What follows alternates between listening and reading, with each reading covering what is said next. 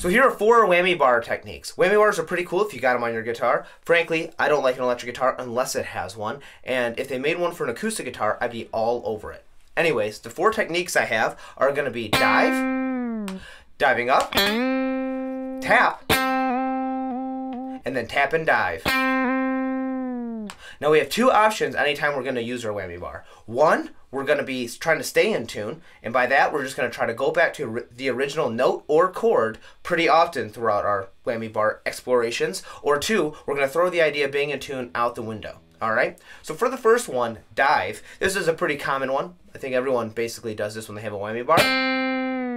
I think my only secret to this is going to be to mute it after you're done diving. Alright, so no matter how far your whammy bar goes down, mute it after you're done diving. Alright, so I'm going to be going, throughout all these, I'm going to be sliding from the 5th fret on the 3rd string up to the 7th fret, and then back down to the 5th fret.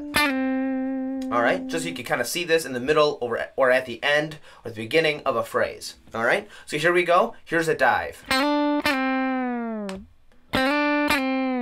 Now we can either do that slow or we can do that fast. Now whatever you do, notice how I'm muting at the end there. Now we could go back to the original note, except that I almost think of that as kind of one of my future example, which is going to be tapping. Now the next example I have is diving up. Here what we're looking to do is we're trying to almost swoop up to our note instead of diving down. Okay, so I'm going to pre-dive. So I'm pushing my whammy bar down, then I'm going to hit that note, then I'm going to go up to the note that we want to go. All right, that we want to hear. So here we go.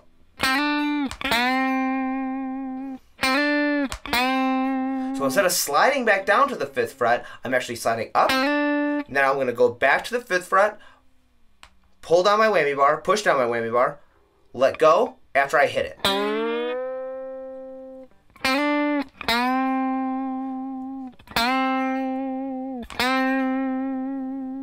Alright, so there we go. There's my kind of dive up. Next we have the tap. Alright, now this is almost kind of exactly like a rhythmic pulse. The whammy bar at first was called a tremolo bar, and if you have a tremolo pedal, if you have a tremolo setting on your amp, it's kind of like a volume pulse. Alright, here we're going to try to do the same thing with our kind of whammy bar here. Just kind of lightly tapping it as far as tapping it just and almost in a rhythmic way, whether it be quarter notes, eighth notes, it doesn't really matter. The biggest idea is that we're not going too far away from our original note. Alright, now if we were to do a heavy tap, kind of like what I said over our dive, the idea is to always go back to the original note pretty often and to make those heavy dives a little bit quicker to make sure that we're still hearing the original note in tune. Finally, what I have is the tap and dive. Alright, now this is probably one of my personal favorites. You can tap once, twice, 3 times. It doesn't really matter how many times. I'm going up. Then at the end, I'm kind of diving down and then muting at the end to make sure that that's kind of like the last thing that I'm doing with that whammy bar. So here we go. Tap and dive. Once. Tapping it once, then diving. Tap twice. 1, 2.